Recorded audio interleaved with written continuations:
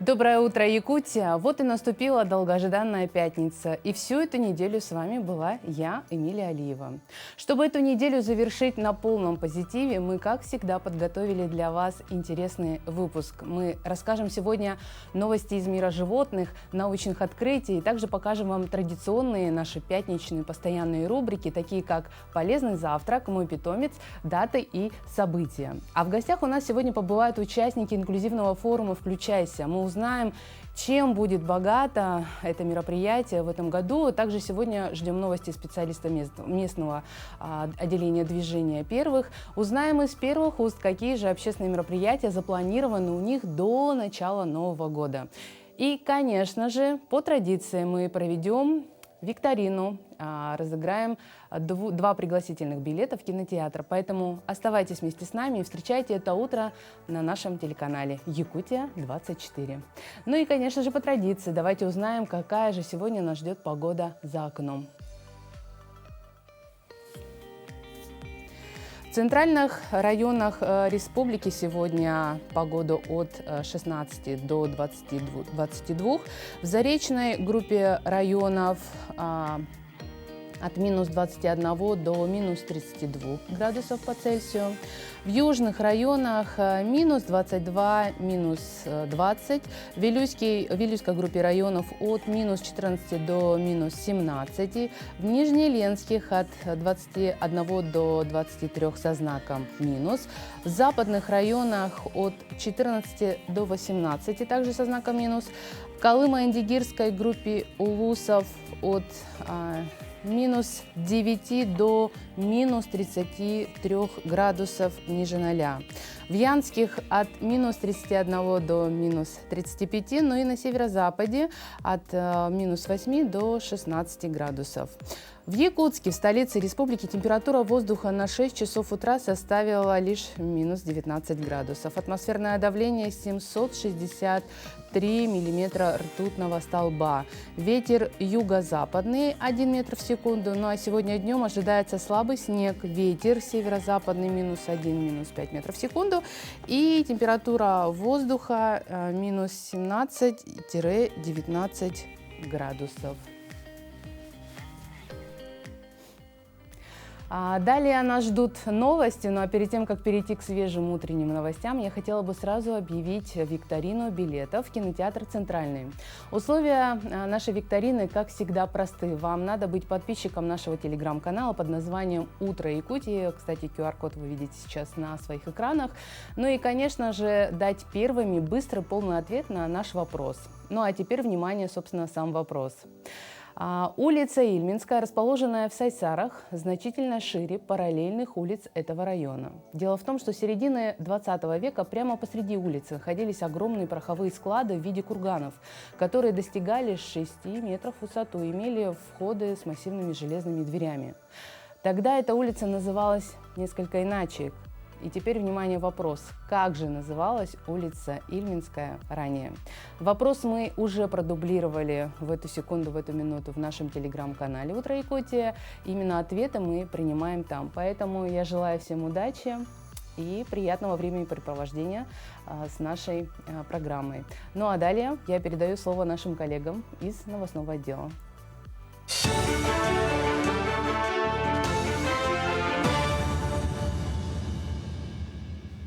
Доброе утро, коллеги! Доброе утро, Якутия! Далее блок новостей.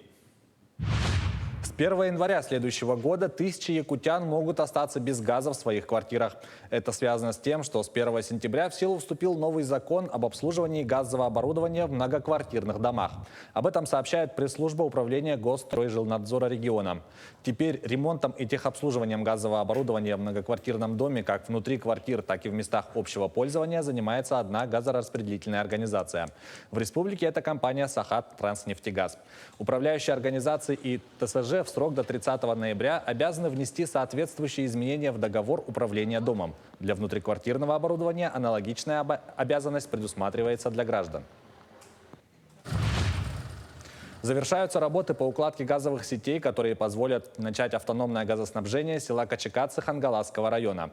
В рамках пилотного проекта газификации с использованием сжиженного природного газа на экологичное топливо планируется перевести местную котельную. По данным на начало ноября, строительная готовность внутрипоселковых газовых сетей села Качекацы составляла 97%. В настоящее время в 100% объеме выполнены работы по укладке газопроводов, установке выходов к жилым домам. Согласно графику, ведутся работы по продувке и опрессовке сети, по очистке и испытанию газопровода на герметичность. Завершается этап проверки муниципальных образований к отопительному сезону. На текущий момент из 45 муниципальных образований городских округов оформлены 41 паспорт готовности. Отмечается, что до конца недели 4 района должны исполнить все предписания. На всей территории Якутии в период прохождения отопительного сезона идет подготовка ресурсов снабжающих организаций. На текущий момент идет активная фаза подготовки к завозу топливно-энергетических ресурсов в зимний период. В период устойчивого автозимника должны завести топливо, необходимое для обеспечения запаса до следующей навигации. Работа всех коммунальных структур, а также предприятий электросетевого комплекса идет в штатном режиме.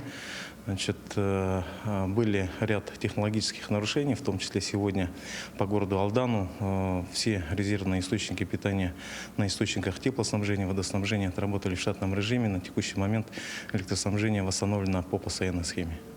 Ситуация находится на постоянном контроле правительственной комиссии по подготовке к прохождению УЗП, а также штаба энергобезопасности Республики Саха-Якутия. Минпросвещение одобрило идею создать модуль о семье в программе обществознания. Согласно инициативе депутата Госдумы Яны Латратовой, предполагается возможным раскрыть вопросы, связанные с моральными правовыми аспектами семьи, как важнейшего социального института российского общества, и акцентировать внимание на вопросах семейных ценностей, поддержки многодетных семей, нравственного климата в российских семьях. Данный модуль может изучаться в 11 классе в первой или второй четверти учебного года и может включать в себя такие темы, как социальная роль семьи, семейное право и этика и психология семейной жизни. Прошла генеральная репетиция бракосочетания якутян, которые зарегистрируют брак в День региона республики на ВДНХ. На международной выставке в форуме «Россия» выездная регистрация будет сопровождаться элементами якутских национальных традиций. Церемония пройдет по нескольким блокам, где в театрализованной постановке примут участие более 40 артистов театра Олонхо. Музыкальное сопровождение от ансамбля «Кылсаха». Обряд благословения проведет алгызчи Дмитрий Иванов. Режиссерами церемонии бракосочетания выступили Гаврил Минкяров и Ирина Андреева. Напомним, по результатам конкурсного отбора честь заключить брак на ВДНХ получила пара Жанна Ксенофонтова и Владислав Федоров. Такой регистрации выездной, скажем так, да, у нас впервые. Этой церемонией бракосочетания заинтересовались наши коллеги из других регионов. Они придут обязательно, даже из Ханты-Мансийска придет целая делегация, чтобы увидеть нашу регистрацию брака с обрядами якутской свадьбы. Поэтому ответственность очень большая.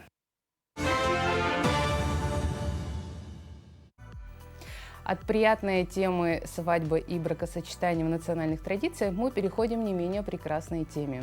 Сейчас у нас в гостях Надежда Неймохова, специалист местного отделения по организации работы движения первых. А поговорим мы о мероприятиях, которые будут организованы общественным движением, и о том, как стать его участником. Надежда, с самого доброго утра. Доброе утро. Я слежу за вашими новостями. Мой порядковый номер в вашем телеграм-канале 211. И очень нравится, как на позитивной волне вы ведете всю свою работу. Что такое движение первых для тех, кто еще не в курсе, и как стать его участником? Движение первых — это общероссийское общественно-государственное движение, которое объединяет и уже существующие молодежные детские объединения, и также создаются новые общественные движения, первичные отделения. И оно призвано объединить и детей, и молодежь. Если вот по-простому сказать, то в традициях пионерской организации, используя весь опыт этих прошлых лет, но со взглядом в будущее, так скажем, да, все-таки мы живем в новом веке, и молодежь и дети у нас совершенно другие, и используя вот все современные технологии, все современные методы и воспитания, у нас вот создается такое большое движение. Мгм. А что нужно для того, чтобы стать участником? Каким образом можно туда войти? Если говорить про чисто технические вопросы, то можно зарегистрироваться на сайте будьдвижение.рф. Туда может подать заявку как ребенок от 6 лет и взрослый неограниченного возраста. Да. Взрослые у нас являются как наставники, студенты у нас и дети это как наши участники являются. Да. А если говорить о практическом, да, как же в деятельность войти, то если у вас в школе или, возможно, в учреждении дополнительного образования, в ВУЗе, СПО там, и так далее, да, если еще нет первичного отделения, то можно объединиться, найти себе соратников, друзей, максимум это минимум, то есть это 3 человека может быть, и можно найти себе своего куратора, возможно, обратиться в администрацию этого учебного заведения и подать свое заявление о том, что инициативу открыть первичное отделение. А желание стать первыми участниками в первичном отделении, Да, правильно? да. Какие-то требования участникам предъявляются, Быть инициативным. и все? всё. Какие-то требования по успеваемости в учебе? Нет, таких ограничений у нас нет. У нас движение призвано создавать равные возможности для Для всех. всех. Да. Не могу не спросить о тех мероприятиях, которые у вас должны пройти, завершиться до текущего года, до конца. Расскажу, наверное, сначала о самом крупном, которое планируется вот у нас с 21 по 22 ноября. Это региональный форум движения первых, где мы планируем собрать и наставников, и студентов, и молодежь, и детей. И это все состоится на базе Дворца детского творчества, на базе Музея «Россия. Моя история». К нам приезжают федеральные спикеры. Для педагогов будет организовано обучение, для детей состоится, наши советы первых, да, это дети у нас, активисты наши, они соберутся, проведут свое первое заседание республиканское, и будут различные активности и для студентов, и для детей, и вообще для всех категорий участников этого форума. Также помимо форума у нас сейчас идут проекты в гостях у ученого. Вот так как я представитель местного отделения города Якутска, мы вот в городе Якутске договорились с Академией наук, Северо-Восточным федеральным университетом, и ученые проводят для школ города Якутска такие интересные лекции, и ребята идут в гости к ученым, и ученые идут в гости к ребятам и рассказывают свои новейшие исследования, скажем так, да. Это вот проект «В гостях у ученого». Есть еще второй проект «Волонтерские отряды». Тут уже сами дети организовываются, подают заявку на участие и уже выполняют те задания, которые им присылаются. Но эти задания, они также вариативные, также направлены на помощь. Это вот по волонтерским отрядам. Есть ли какие-то уникальные программы, которые у нас реализуются в республике на базе движения первых? Уникальные программы? Наши особенно региональные. Наш региональный форум, который состоится, он наш, он региональный, это не федеральный проект, и он был... То есть это инициатива нашей республики, нашего регионального отделения. Вот то, что у нас состоится в ноябре, да. В следующем году, конечно, у нас тоже планируются многие региональные проекты. Мы хотим сделать уклон именно на наш национальный компонент, чтобы у нас развивалась наша культура, язык, традиции и так далее. Но это все будет уже в следующем календарном году. Спасибо вам большое. Огромная Надежда за такой подробный рассказ. Мы желаем вам успехов и удачного форума. Спасибо.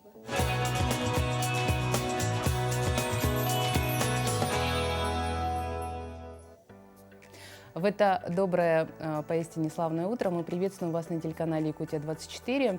Наверное, все уже в курсе, что все те люди, специалисты, которые разбираются в правилах питания, все рекомендуют ни в коем случае не пропускать завтрак. И первый прием пищи должен быть именно с 7 до 8 часов утра.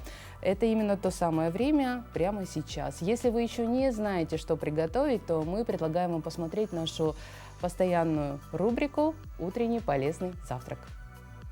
Доброе утро, меня зовут Андрей Мустяца, я шеф-повар ресторана «Шпинат и мясо». И сегодня мы приготовим с вами такой вкусный и полезный завтрак, как творожный десерт с кукурузными отрубями. Ну что, приступим к приготовлению.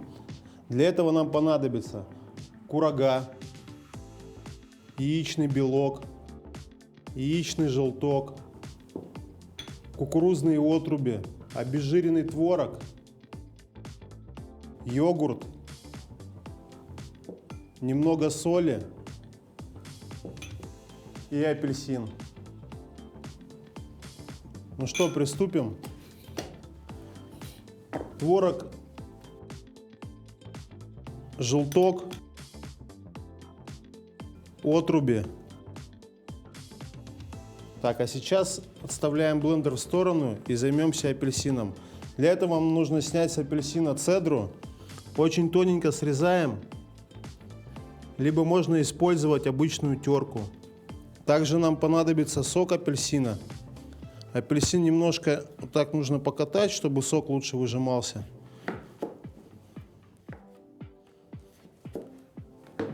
И выжимаем сок апельсина. А сейчас пробиваем все в блендере до однородной консистенции. Так чем же полезны кукурузные отруби? В них содержится на 317% больше суточной нормы пищевых грубых волокон, чем в овсянке.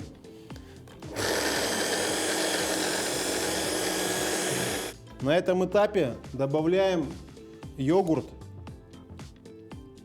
и продолжаем взбивать. Так, наша масса готова. Ее пока отставляем в сторону, чтобы кукурузные отруби немного набухли. Тем временем займемся белком. Белок добавляем в миску. Добавляем щепотку соли. И взбиваем до густой пены.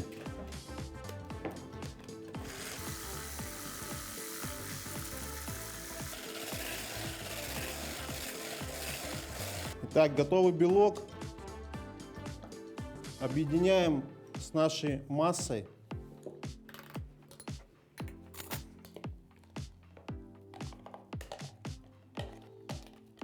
Кукурузные отруби можно добавлять в смузи, соки, молочные коктейли и вообще любые кисломолочные продукты. Аккуратно перемешиваем нашу массу до однородной консистенции. Так, и на этом этапе можно добавить немного нарезанной кураги.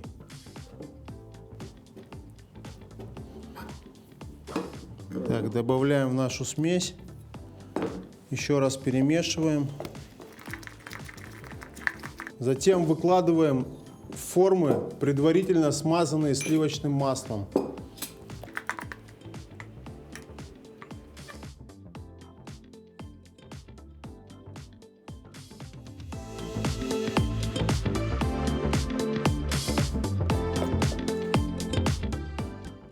И отправляем наш десерт запекаться в духовку при температуре 180 градусов на 20 минут.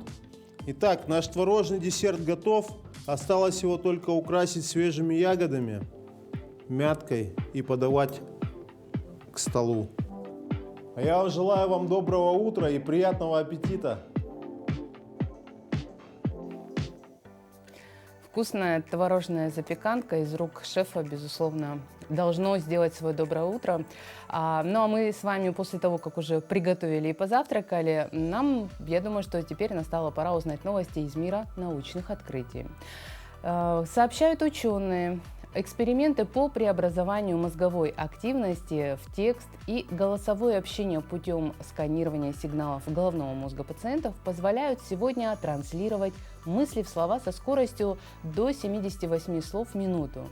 Это как слушать аудиокнигу на вдвое меньшей скорости, авторы заявляют исследованием. Обычно человек проговаривает до 160 слов в минуту, что делает общение вполне себе таким живым и естественным. Однако люди с поражением речевого аппарата тоже могут участвовать в таком общении. Им нужно более точные датчики мозговой активности. Новый датчик способен улавливать сигналы от одиночных нейронов, что позволяет с высокой точностью определять их активность. Эксперимент, в котором приняли участие 4 пациента, показал, что средняя точность распознания мысленно произнесенных слов составляет 40%, а максимальная – 84%. Алгоритм распознавания обучался в режиме «слушай и повторяй». Пациент произносил бессмысленные короткие сочетания букв, на которых алгоритм и учился распознавать мозговую активность для того или иного сочетания звуков. На следующем этапе ученые собираются создать беспроводные датчики, чтобы работать с пациентами в обычных условиях, а не в операционной. Когда-нибудь это приведет к появлению удобных мозговых имплантов для трансляции мыслей в речь или цифровые сообщения. Между тем, после извержения вулкана в Японии появился новый остров. Кажется, подводный вулкан всерьез уверовал в проблему перенаселения. Вулканические камни сформировали островок диаметром 200 метров, а ученые из Института исследований землетрясений убеждены, что при следующем извержении территория вполне себе может увеличиться. А в Аргентине зафиксирован рекордный уровень профессионального выгорания. Результаты недавнего исследования «Burnout-2023» показали, что аргентинские работники сильнее всех в латиноамериканском регионе страдают от синдрома профессионального выгорания. В этом году рекордные 94% из опрошенных в Аргентине заявили о том, что испытывают чрезмерное утомление, стресс и отсутствие мотивации на работе. Всего 2 годами ранее этот показатель находился на отметке 80%. В качестве возможных причин возникновения этого синдрома называются отсутствие ясности относительно роли сотрудников компании, недовольство стилем обращения со стороны более опытных сотрудников и, конечно же, начальства, а также постоянное давление на работе, нехватка времени и чрезмерная загруженность. Что касается симптомов профессионального выгорания, то к ним относят стресс и отсутствие мотивации, а также бессонница и нехватка личного времени. Поэтому планируйте свое время правильно, занимайтесь спортом, ну и, конечно же, правильно питайтесь. А далее, чтобы не выгорать, нужно организовать именно действительно свой правильный день, потому что от этого зависит не только разнообразие нашего досуга, но и настроение. И чтобы ваш день сегодня был ярким и прекрасным, давайте вместе узнаем, какие даты и события можно сегодня отмечать на календаре 10 ноября.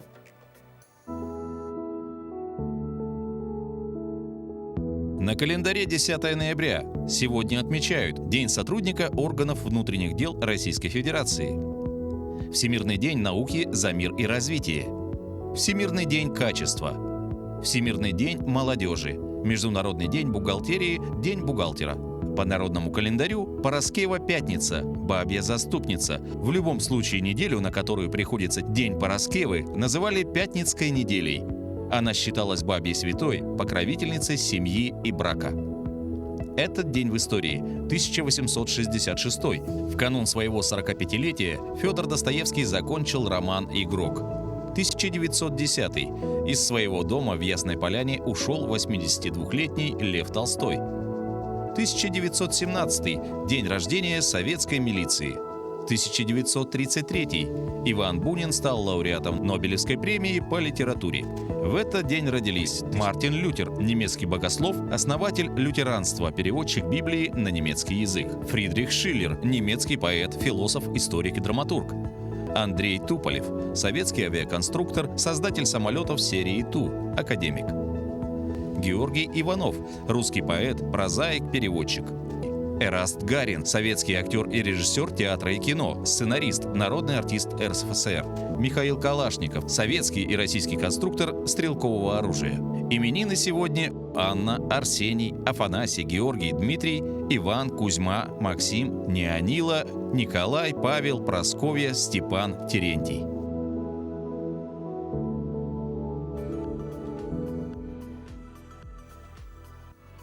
Это были даты и события из истории, но в наши дни происходят не менее прекрасные события.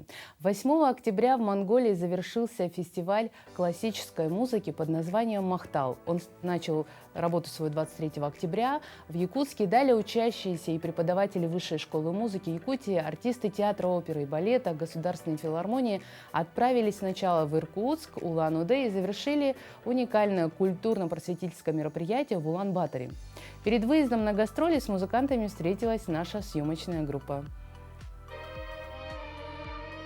Помимо большой концертной программы, артисты из Якутии провели для всех почитателей классической музыки из Иркутска, Улан-Удэ и Монголии мастер-классы по нескольким направлениям, а также лектории о творчестве якутских композиторов. Этот фестиваль у нас стартовал 23 октября.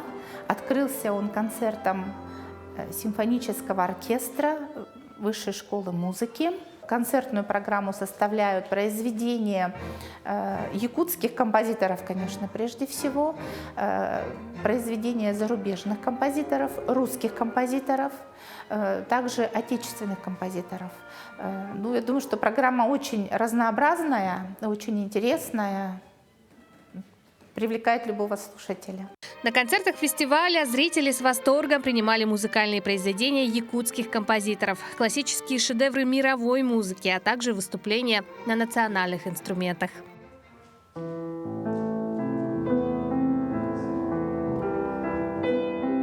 Сольный концерт в Монголии отыграл выпускник, а ныне преподаватель Высшей школы музыки, лауреат всероссийских и международных конкурсов Игорь Захаров. Бетховен, 22-я соната, 2 транскрипции, лист Шуберт, Шуберт-лист, Баркаровый, привет тебе. Из якутских произведений соната Полины Ивановой, это первая женщина-композитор из народа Саха. Вариации Николая Михеева, наш молодой композитор, ныне председатель Союза композиторов нашей республики. И Захар Степанов, «Ритуальный танец шамана». Это произведение считается одним из репертуарных в нашей, скажем так, среде. И самое большое — это, наверное, Рахманинов, Сергей Рахманинов, 2-я соната. С большим успехом дали концерт для монгольского зрителя и солистки государственного ансамбля скрипачей «Виртуозы Якутии», которые представили слушателям все богатство музыкальной культуры. В симфоническом оркестре мы играем сюиту «Расана» Николая Михеева. И мне очень нравится его такое эпосное, такое торжественное такое звучание, вот прям мощное. И классику мне тоже очень нравится играть, например, Баха. Ну, у него такая музыка, как сказать, ну, она не просто мелодия, а прям там что-то большее, да. Мне нравятся композиторы Арам Хачатурян, Петр Ильич Чайковский, Пабло Сарасате и Сергей Прокофьев.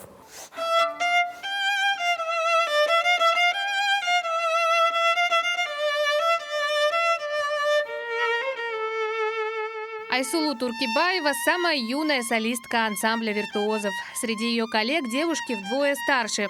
Но это, по словам Айсулу, совсем не мешает мастерицам в профессиональном звучании. А на сцене они всегда творят настоящие чудеса.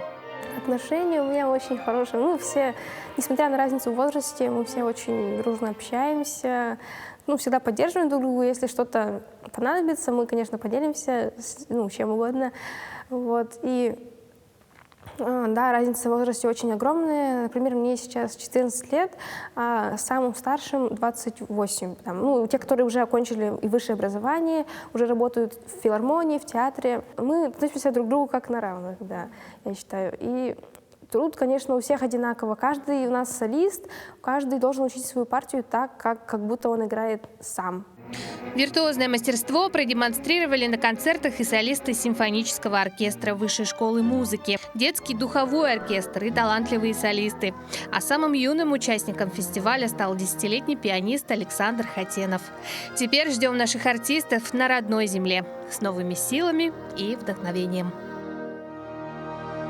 Катерина Винокурова, Виктор Дичковский, Якутск. Мы продолжаем новости из мира музыки и культуры. Ленской рок-группе исполнился ровно 1 год. Молодые люди отметили событие первым большим концертом. Прошел на ура, музыканты остались более чем довольны, а теперь уже готовятся к следующему выступлению, которое планируют провести в городе Мирный. Наша съемочная группа побывала на репетиции и насладилась творчеством музыкантов. Студия звукозаписи GK открылась в прошлом году. Основана она была молодым, всерьез увлекающимся музыкой человеком Евгением Комарицыным. Начинал я когда-то в бизнес-инкубаторе в одиночку, то есть набирал детей, обучал, там кое-что записывал немножко. Потом собралась команда у нас единомышленников, и нам стало тесно в инкубаторе.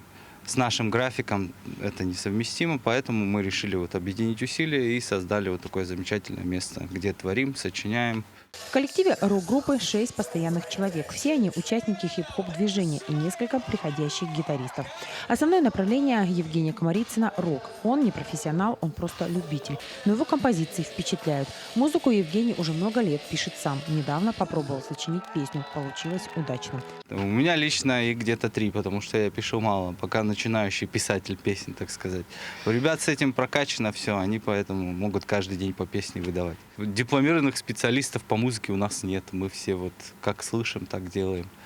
Потихонечку пытаемся приобщиться, конечно, к музыкальной грамоте, ко всему этому. Но это все параллельно идет. То есть на сегодняшний день мы не профессионалы-любители.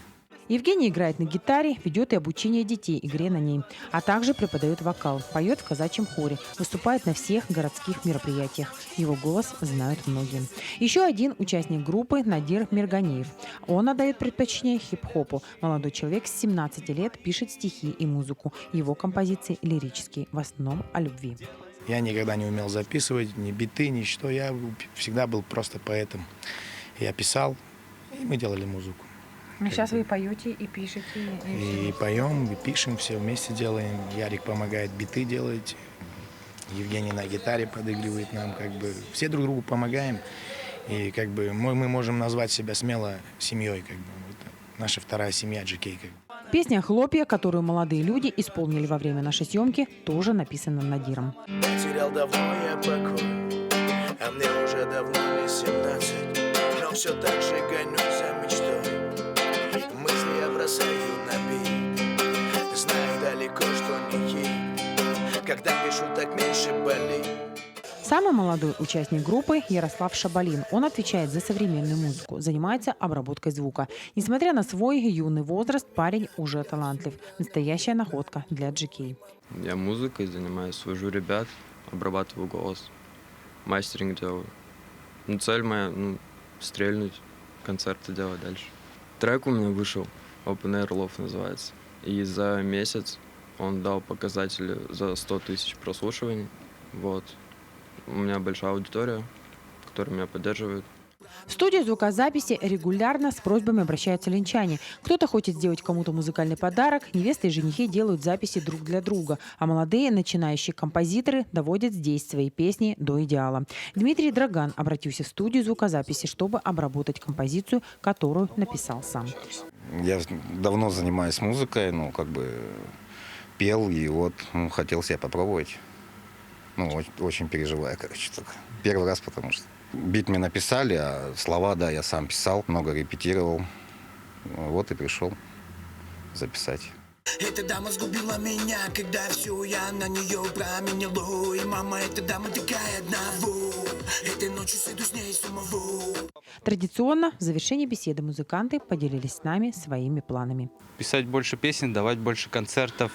Хотим проработать какие-нибудь поздравительные программы, что можно было к людям прийти, сказать «здравствуйте» от души и спеть песенки свои. Хотим съездить в Мирный, там выступить, показать Мирному, что мы можем. В перспективе, может быть, Якутск нас увидит, пригласит на какие-нибудь мероприятия. Хотим сделать это нашей профессией. Мы провели в студии звукозаписи около часа, но за это время стало понятно, что у GK большое будущее. Главное, чтобы молодых, талантливых людей услышали.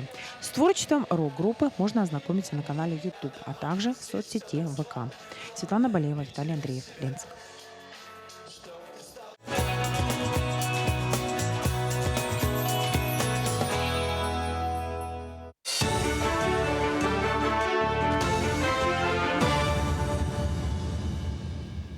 Далее блок новостей. Заработанных средств Тиксинскому порту хватит для подготовки к следующей навигации. По информации директора предприятия «Морской порт Тикси» Александра Чусовского, за нынешнюю навигацию было переработано в 3 раза меньше грузов по сравнению с 2022 годом.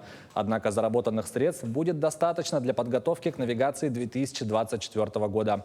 Ремонтные работы начнутся с февраля следующего года после доставки по автозимнику необходимых запчастей, заказ на который направляется на предприятие за пределами республики. Также финансовых средств достаточно для уплаты всех налогов и выдачи заработной платы. В республике продолжается социальное обслуживание участников СВО и членов их семей. Работа ведется по реабилитационным услугам в специализированных центрах. В прошлом году были открыты специальные программы по реабилитации участников СВО, а также прибывших в отпуск бойцов и членов их семей. По данным Министерства труда и социального развития, на сегодняшний день социальными услугами на дому в стационарах воспользовались 54 человека, среди них 2 участника СВО. Из нововведений уже этой осени республика с сентября вступила в пилотный проект по системе долговременного ухода. И в случае, если участнику специальной военной операции потребуется помощник по уходу, возможно, на временной или на постоянной основе, такая помощь тоже будет оказана, также на бесплатной основе. И если такая потребность имеется, нужно также обратиться в Управление социальной защиты по месту жительства. В Хангаласском Улусе наблюдается рост числа заболевших коронавирусом. На сегодняшний день в районе зарегистрировано 129 случаев COVID-19. Болезнь выявлена почти во всех населенных пунктах, кроме южных наслегов. 12 человек получают лечение в инфекционном отделении, в том числе 2 детей. Амбулаторно лечатся 146 человек, из них 31 ребенок. По словам врачей, в основном больные переносят вирус в легкой форме. Отмечается, что незначительное снижение по ОРВИ. Так, за прошлую неделю выявлено 137 случаев. Также продолжается вакцинация взрослого населения от гриппа. Детскую вакцинацию и вакцину мы закончили полностью. 100% детей мы привили, 4559 детей. Ожидаем поступления детской вакцины дополнительно в течение ноября. По взрослому населению в плане у нас стоит привить 9 тысяч населения. На сегодня мы привили 7129 человек. Срок вакцинации по республике у нас идет до 1 декабря 2023 года. Мы призываем активно прививаться население. Те, кто стоял у истоков развития терапевтической службы, и ветераны запечатлены в новой энциклопедии. Идея издания книги появилась во время проведения 4-го съезда терапевтов Якутии, после чего Надежда Егорова собрала архивные документы, фотографии врачей-терапевтов и подготовила энциклопедию. Письменную историю презентовали в Национальной библиотеке. Участники мероприятия отметили, что новое издание является ориентиром и справочником для подготовки медицинских кадров. Те наши учителя, которые были у истоков терапевтической службы, и все это, конечно, изложено в этом издании. Оно необходимо нам всем. Тираж, конечно, не очень большой, но тем не менее это очень нужное всем издание. Это были все новости к этому часу. Всего хорошего и доброго дня. Сегодня в столице начинает свою работу инклюзивный форум «Включайся», организатором которого выступает благотворительный фонд поддержки детей-инвалидов и детей с ограниченными возможностями «Харысхал». Инклюзивный форум рассчитан на молодежь от 14 до 35 лет. Он станет возможностью для интеграции молодых людей с ограниченными возможностями здоровья в активную форму социальной деятельности. И сегодня у нас в гостях приглашенный гость форума Алексей Транцев, продюсер социальных проектов, основатель межрегионального инклюзивного ресурсного центра города Самары. Алексей, самого доброго утра. Доброе утро и спасибо за приглашение. Скажите, пожалуйста, вы сразу согласились приехать в Якутск и вообще впервые ли здесь вы у нас в городе в гостях? Конечно, это любимая часть моей работы, приезды в новые города, работа с молодыми командами. И, знаете, лучше только возвращение через год, когда ты видишь, что те практики, про которые ты рассказывал, те ученики, с которыми ты работал, как они изменились, что произошло в регионе. Так что я очень надеюсь, что форум станет традиционным, вот в таком формате он закрепится, и что мы увидимся еще раз через год и посмотрим, изменилась ли жизнь Якутска и ребят с ограниченными возможностями здоровья. Так в Якутске вы в первый раз, получается? Абсолютно в первый раз. Вас не пугали наши погодные условия, вот эти слухи за пределами республики о том, что у нас зайцы во время прыжка мерзнут? Ну, хорошо, что я не заяц. И организаторы предупредили, что Алексей, давайте лучше в ноябре, когда вы сможете ощутить уже вот жар якутской зимы, но при этом будет не минус 50. На самом деле, даже интересно, как тут будут работать мои протезы, пока работают отлично. Я думаю, что наши организаторы вас берегут, вот не дадут точно замерзнуть. Скажите, пожалуйста, как вы пришли в инклюзивную среду? Вы знаете, как и у большинства, это личная история. До 18 лет я, в принципе, не слышал о таком слове, как инклюзия, да и мало знал про благотворительность, волонтерство, там, знал, что работают где-то какие-то организации федеральные, и все. Но потом я схватился за оголенный провод с напряжением в 10 тысяч вольт. Произошел несчастный случай. И после ампутации рук, после операции, я понял, что жизнь моя кардинально меняется, и нужно с этим просто что-то делать. Тогда инклюзивных практик не было практически во всей России, поэтому, хотя я получил протезы, там, направление на санаторно-курортное лечение, там, специальную одежду, но мне некуда было в ней выйти. Не было места, где бы меня ждали, где я мог пойти, например, в танцевальную студию и быть там принятым наравне со всеми, или в спортивный кружок.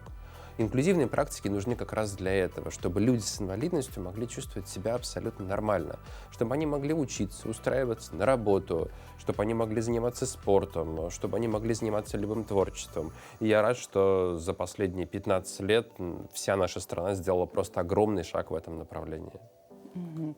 То есть сейчас можно сказать, что вы ведете такую вот активную деятельность, и в том числе, как вы сказали, уже даже можете заниматься танцами. Абсолютно верно. Инклюзивный ресурсный центр, который я возглавляю, специализируется на том, чтобы разработать инклюзивные практики во всех направлениях молодежной деятельности, от танцев до экстремальных туристических походов, и понять, а как тут может себя комфортно чувствовать человек с любой, даже самой тяжелой формой инвалидности. Как это все организовать так, чтобы он сам был полезен для окружающих, его инвалидность не влияла. И как сделать так, чтобы люди без инвалидности чувствовали себя максимально комфортно и приходили в эти проекты не для того, чтобы просто помочь людям с инвалидностью, а потому что они любят танцы, туризм, пение, да, в общем-то, что угодно. Ну, каким образом вот это происходит, реализация? Это больше работа по части психологии в плане принятия каких-то изменений в жизни? Скорее, это возможность для людей заниматься любимым делом. Вот смотрите, что вытащило из трудной ситуации меня, как произошла моя психологическая реабилитация. Я нашел себе дело, которое я очень любил, и которое позволило мне не задумываться и настраиваться на то, что вот теперь у меня нет рук, и моя жизнь не станет прежней, и вряд ли я что-то смогу в жизни, как меня убеждали многие окружающие. Я концентрировался не на своих страхах, а на том, что я люблю играть в интеллектуальные игры, встречаться со своими друзьями, у меня появилась любимая работа. И ради этого я постепенно стал вести все более активный образ жизни, забыл про какие-то протезы косметические, как они называют, которые не функциональны, а просто муляжи, чтобы на тебя окружающие не смотрели и не подозревали, что ты человек с инвалидностью. Стал все чаще на улицу выходить, устроился на работу в итоге. Я забыл про свои страхи и комплексы. И в итоге это привело к тому, что я стал вести совершенно обычный образ жизни. Наша задача — дать такую же возможность всем ребятам, у кого есть ограничения по здоровью. Можете ли вы рассказать, как в вашем регионе обстоят вот дела с поддержкой детей вот с ограниченными физическими возможностями? Вы знаете, все лучше и лучше. Огромные изменения за последние 10 лет. Сейчас в Самаре, в Самарской области такой ребенок может записаться на танцы, пойти в туристический поход, записаться в творческую секцию, например, работать на гончарном круге или на ткацком станке. Открывается все больше и больше доступных школ с инклюзивными классами. В общем, перемены огромные, хотя я должен сказать, что не завершен еще цикл инклюзии ни в Самарской области, ни в Якутске, как я его вижу. Это большая, огромная работа, которая касается и переделки инфраструктуры, и закупки низкопольного транспорта. Это все очень постепенно, и круто, что мы, знаете, за считанные годы проходим этот долгий, сложный и дорогостоящий маршрут. Вы знаете, у нас республика большая, вы, наверное, наслышаны об этом. Я подозреваю, что, наверное, не все люди с ограниченными возможностями смогут принять участие в форуме, потому что расстояние у нас огромное. Можете ли вы рассказать хотя бы тот кусочек мотивации от того, что вы будете рассказывать участникам форума?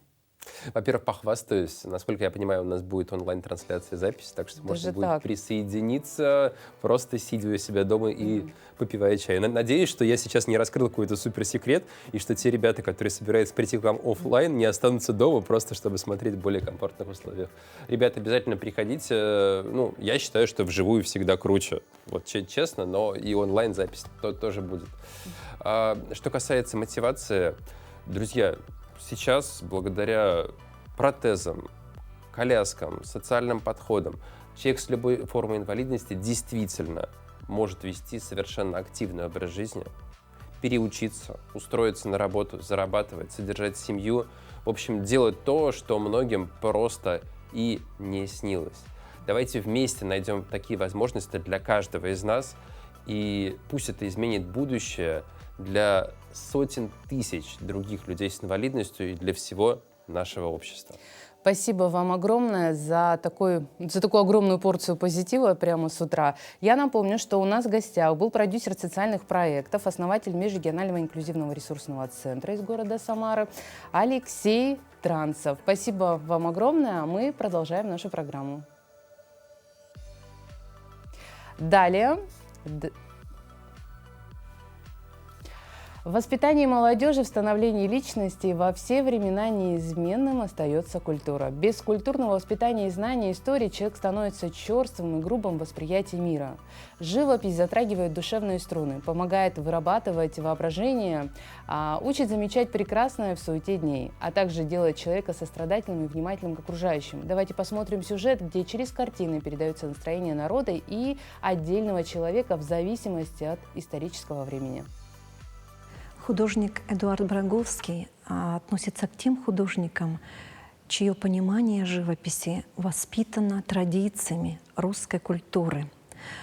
Он родился в 1923 году в Тбилиси, а в 1927 году семья переехала в Москву. И вот с этого времени началось его понимание живописи.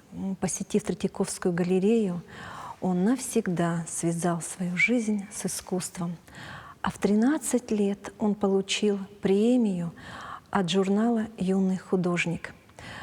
Война оставила неизгладимый, конечно, след в его судьбе. Во время эвакуации была потеряна мать. Он служил в Красной армии, он был партизаном. И после войны поступил в художественный институт имени Сурикова. Но его 2 раза исключали из института на помощь приходили его преподаватели, видя его даровитость.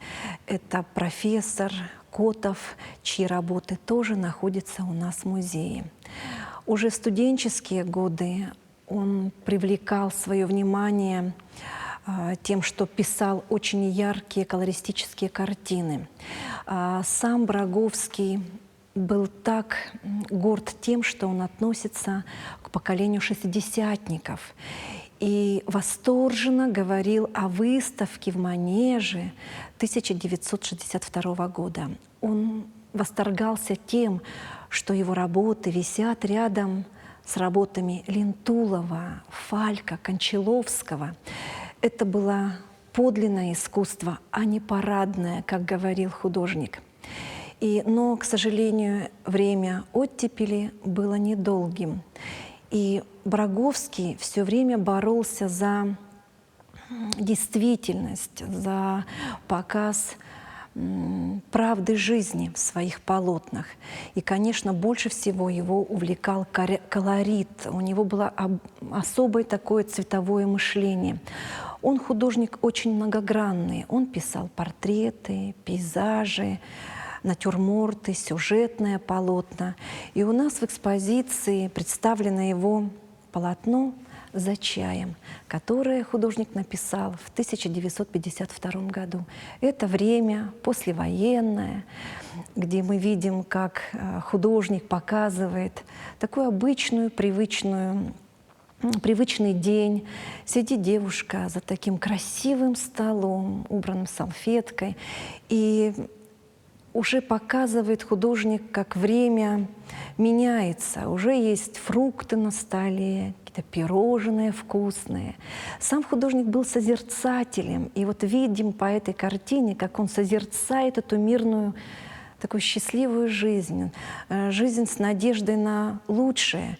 И вот в этой красивой девушке мы видим, как она сидя за чаем, вот ее такая полуулыбка, она сидит, думает, скорее всего, у нее светлые думы на ее лице.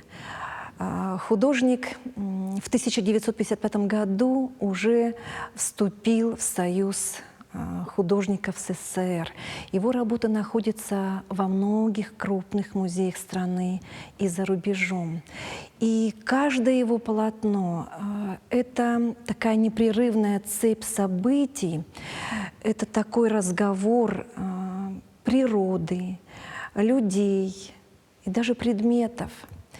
И художник во всех своих работах, он утверждает, что человек XX века, несмотря на то, что он живет в такое бурное время, в таком сложном ритме бытия, всегда есть остается время на духовное, нравственное начало, которое живет многие века.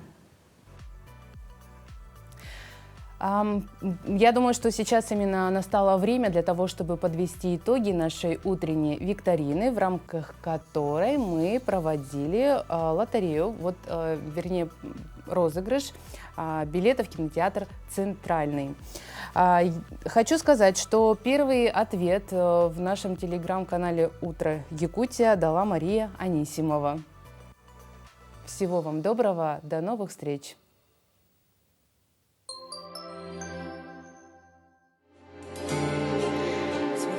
Дружба бережно хранима в сердцах людей, что мудрости полны. И по просторам матушки России мы вместе идти должны. Много нас, много нас, много нас, она одна, наша страна многонациональная. Наша Россия многонациональная. Мы все живем в стране гостеприимной, в домах печется вкусный теплый хлеб, и в хороводе праздничном едином поднимем наш общий герб. Много нас, много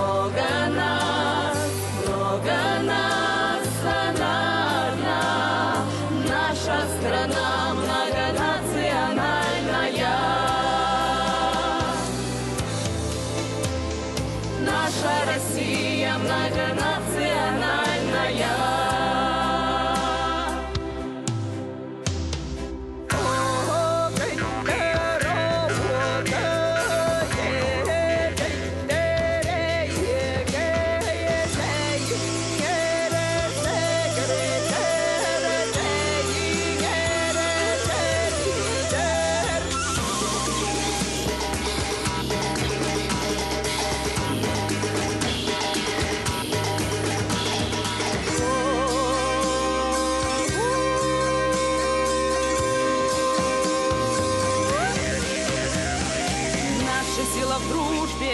Наша сила в братстве, каждый нужен, каждый важен, сохраняя предков завет.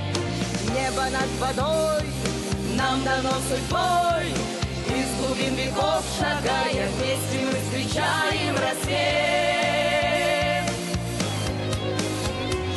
Много нас, много нас, много нас, наша страна многонациональная. Наша Россия многонациональная.